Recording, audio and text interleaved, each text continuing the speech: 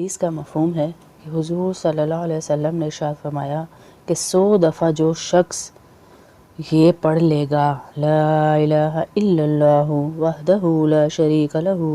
لہ الملک و لہ الحمد وہو علی کل شیء قدیر، 100 دفعہ جو صبح کے ٹائم پڑھ لے گا، اتنی نیکیاں اس کے نامہ اعمال میں جمع کر دے گا اللہ رب العزت کہ اس سے زیادہ نیکیاں پوری دنیا میں کسی کی نہیں ہوں گی۔ اگر کوئی اس سے زیادہ پڑھ لے گا تو اس کی نیکیاں اس سے بڑھ سکتی ہے، ادروائز کسی کی نیکی اس سے نہیں بڑھ سکتی۔ اتنا پاورفل وظیفہ ہے یہ نیکیاں جمع کرنے کا۔ جس دن ہم نیکیوں کو ترس رہے ہوں گے، ہمیں نیکی کے لیے کچھ نہیں ملے گا، تو سوچ لیں ہیں اس دن کے لیے جمع کر لیں، صبح 100 دفعہ پڑھ لیں لا الہ الا اللہ وحدہ لا شریک لہ لہ الملک و لہ الحمد وہو علی کل شیء قدیر۔